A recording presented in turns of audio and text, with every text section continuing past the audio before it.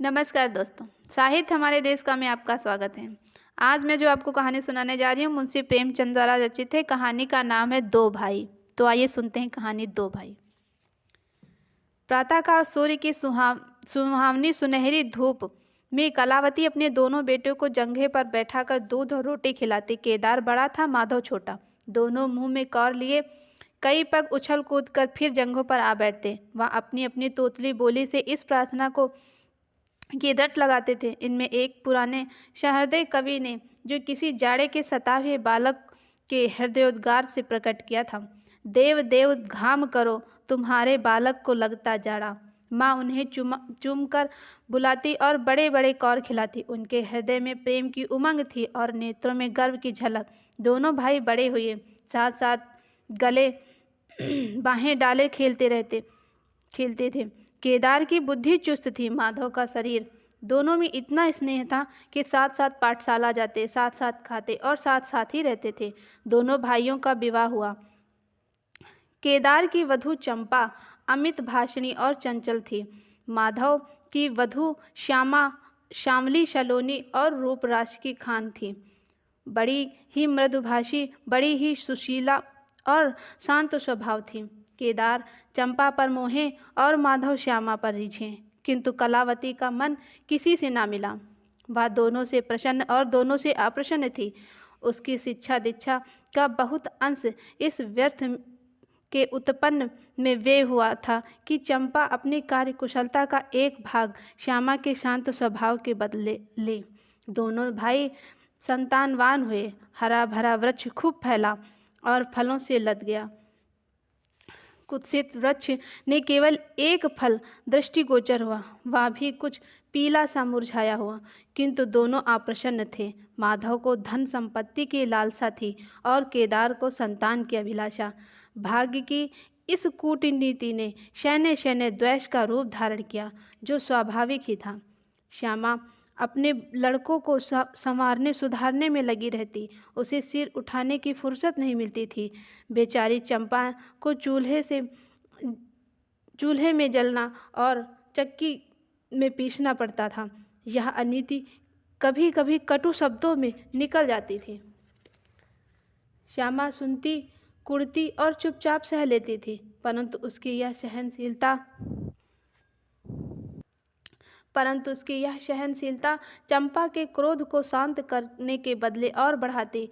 यहाँ तक कि प्याला लबलब भर गया था। हिरन भगाने की राह ना पाकर शिकारी की तरफ लपका। चंपा और श्यामा समकोण बनाने वाली रेखाओं की भांति अलग हो गईं। इस दिन एक ही घर में दो चूल्हे जले, परंतु भाइयों ने दाने की सूरत ना देखी और कलावती सारे दिन रोती रही।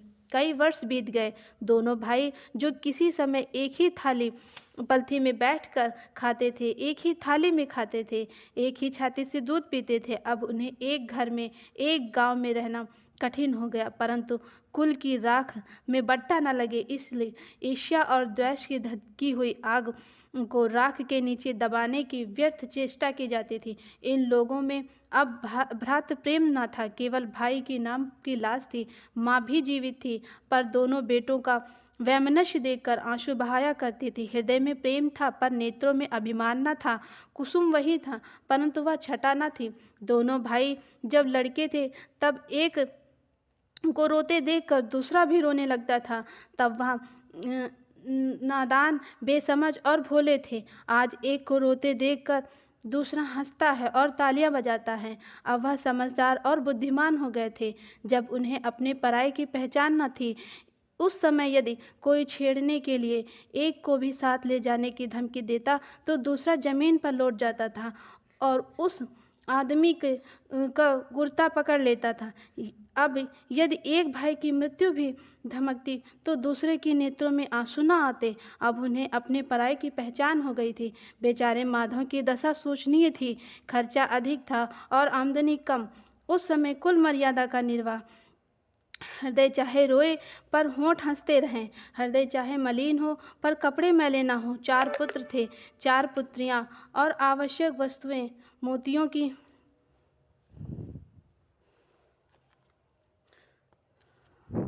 तो 4 पुत्रियां और आवश्यक वस्तुएं मोतियों के मोल।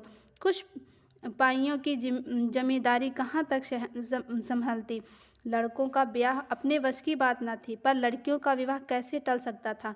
2 पाई जमीन पहली कन्या के विवाह में भेंट हो गई।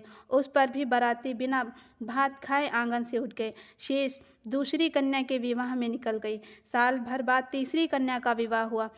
पेड़ पत्ते भी ना बचे। हाँ, अब की डाल भरपूर थी, परंतु दरिद्रता और धरोहर में वही संबंध है जो मांस और कुत्ते में।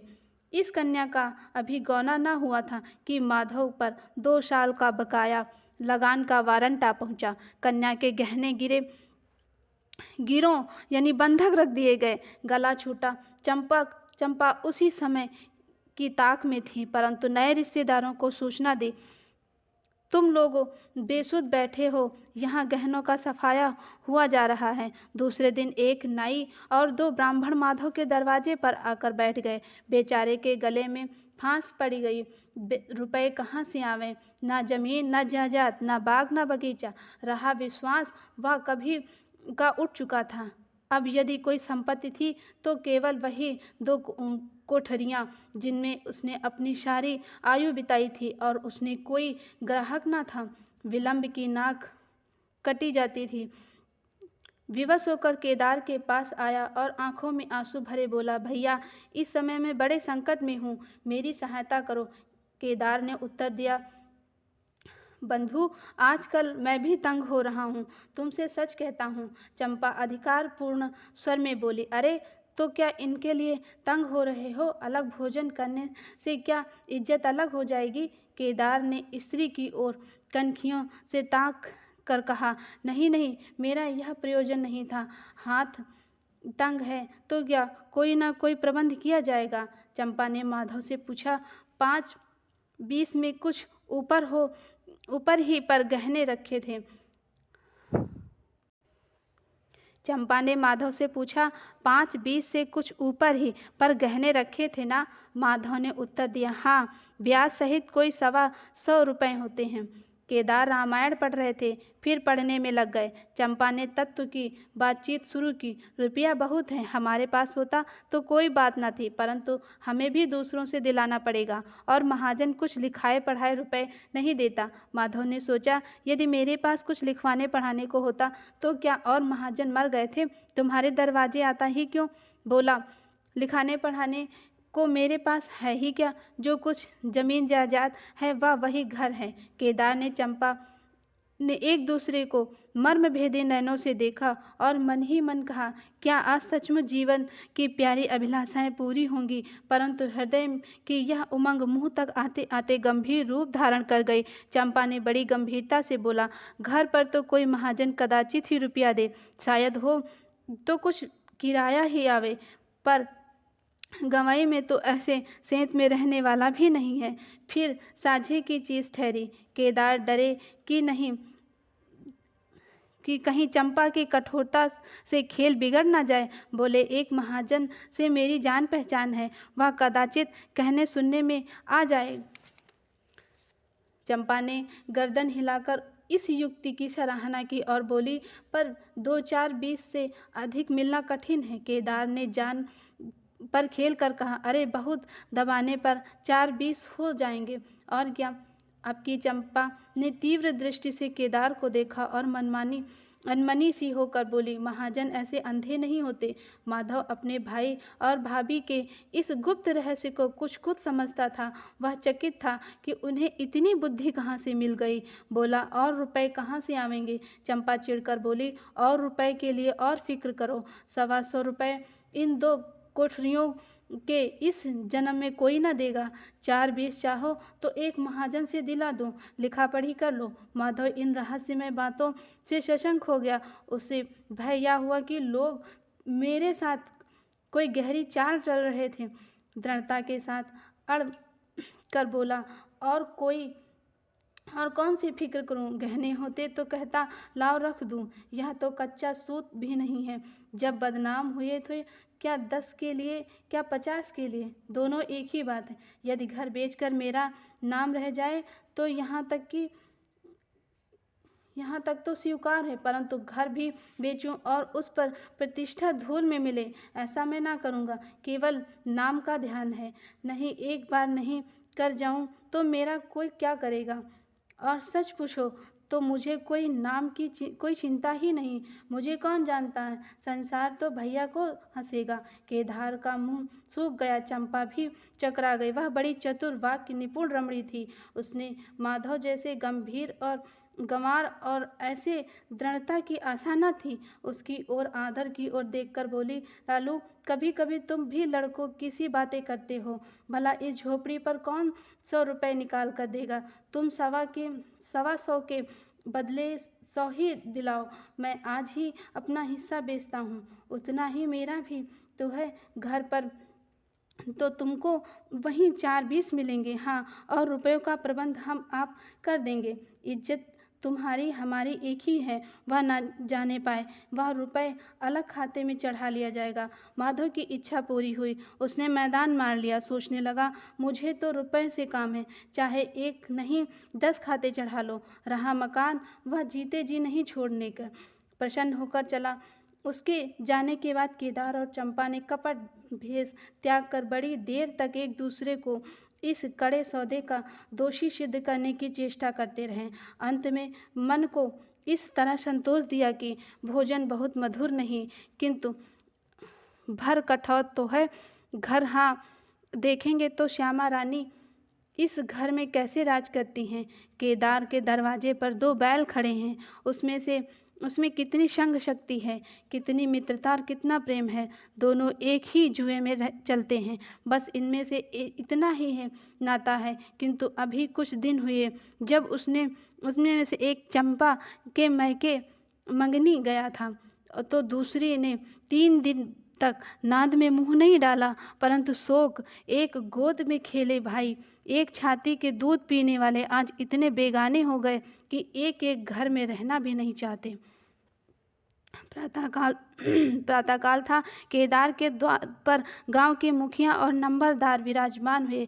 मुंशी दाता दयाल अभिमान से चारपाई पर बैठे और रेहन का मशविदा तैयार करने में लग गए। बार बार कलम बनाते, बार बार खत रखते, पर खत की शान न सुधरती थी।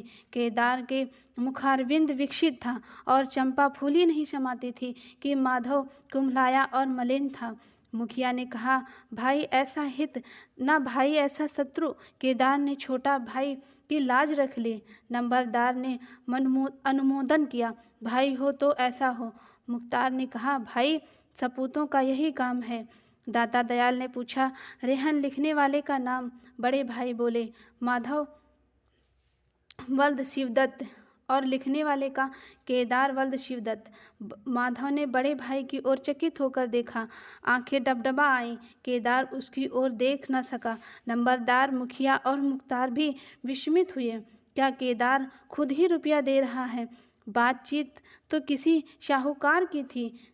जब घर में ही रुपए मौजूद हैं तो इस रेहननामे की आवश्यकता ही क्या थी? भाई भाई पर इतना विश्वास! अरे राम राम, क्या माधव 80 रुपये का भी महंगा है? और यदि दबा ही बैठता तो क्या रुपए पानी में चले जाते? सभी की आंखें सैन द्वारा परस्पर बातें करने लगी, मानो आश्चर्य की अथाह नगरी में नौकाएं डगमगाने लगी हों। श्यामा दरवाजे की चौखट पर खड़ी थी। वह सदा केदार की प्रतिष्ठा करती थी, परंतु आज केवल लोक रीति ने उसे अपने जेठ को आड़े हाथों लेने से रोका। बूढ़ी अम्मा ने सुना तो सूखी नदी उमड़ गई। उसने एक बार आकाश की ओर देखा और माथा ठोक लिया। अब उसे उस दिन का स्मरण हुआ जब ऐसा ही सुहावना सुनहरा प्रभात था और 2 प्यारे प्यारे बच्चे उसकी गोद में बैठे हुए उछल कूद कर दूध रोटी खाते थे। उस समय माता के नेत्रों में कितना अभिमान था, हृदय में कितनी उमंग और कितना उत्साह था। परंतु आज आह या नयन में लज्जा और हृदय में शोक संताप। उसने पृथ्वी की ओर देखकर कतार स्वर में कहा, हे नारायण, क्या ऐसे पुत्रों को मेरी ही कोख में जन्म लेना था। आपको मुंशी प्रेमचंद द्वारा रचित कहानी 2 भाई कैसी लगी जरूर बताएं। Thank you.